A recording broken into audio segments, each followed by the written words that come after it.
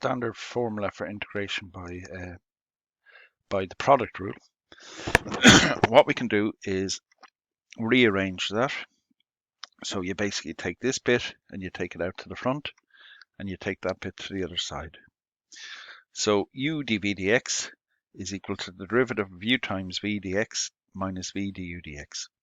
And then what you can do is integrate both sides. So you integrate there, there, there. And when you integrate these, you get the integral of u dv dx here minus uv. So the integral of u times v is uv itself minus v du dx.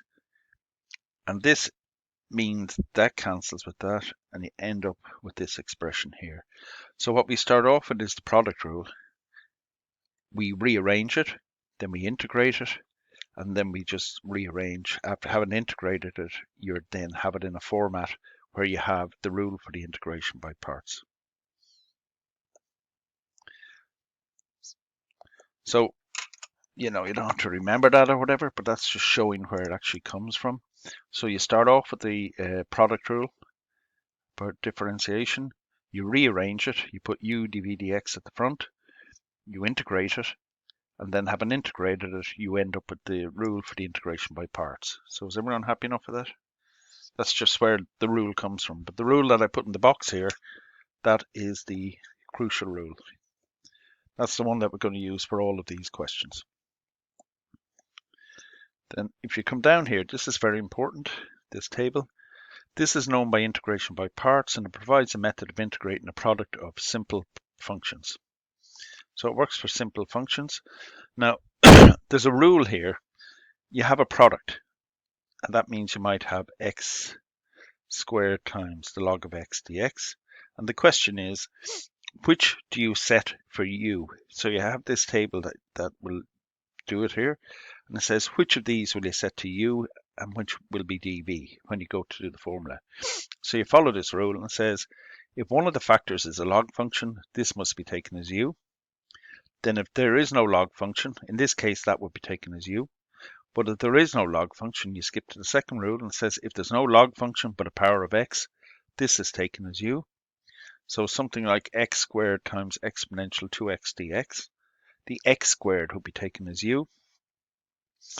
If there's no log function or power of x, so say we have exponential 3x sine 3x dx like that, we have that product. Well, there's no log function. There's no x to the power of n. So the next one is you have an exponential function here, so the exponential function is taken as u. So whenever we apply this rule, this table is very important. And basically when I did the notes last night, I copied it that this table is at the top each time. Now, in the notes here, obviously I have the videos done up, but then at the end there's sample questions as well, which you're going to have to do. So, sorry.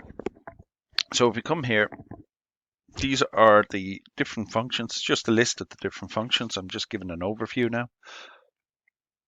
But if you look at it here, the log of x plus x, so the four examples we're going to do is the log of x dx on its own, the x times the log of x squared the log of 4x, x to the n times log of ax. Now I think I did 2 or 3 of those in the video. So these products can be integrated in one step using the integration by parts rules. Now you see some of the later ones you have to do 2 steps. This one here, the log of x plus exponential kx.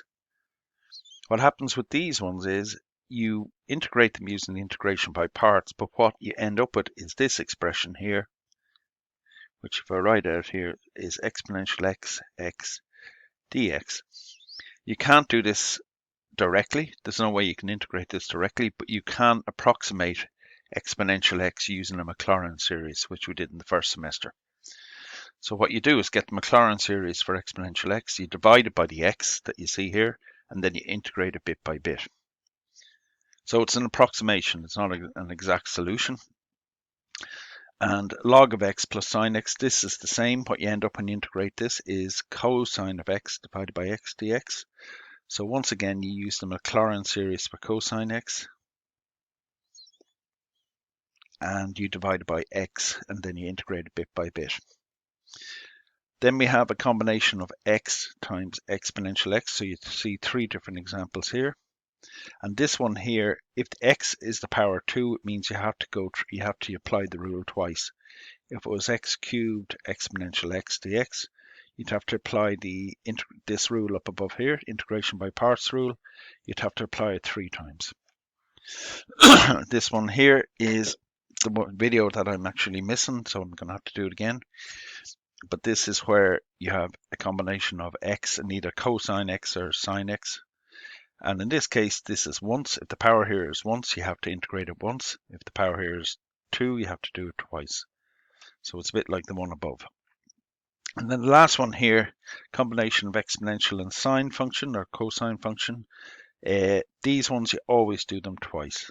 You have to apply the rule twice, and therefore you'll always get your answer when you've done them twice. So you'll see there's an overview of the different ones you have to do there. So I've given 6 different types, combinations of typical functions. So if you look at it, the functions we're looking at here are log of x, x to the power of n, exponential kx, and either sine x or cosine x. Cosine 4x, something like that, yeah. So basically, we're looking at 4 values there, and we have 6 possible combinations. And we're looking at integrating all those combinations, products using these basic functions. So is everyone happy enough with what I've done here? I'm going to pause this video.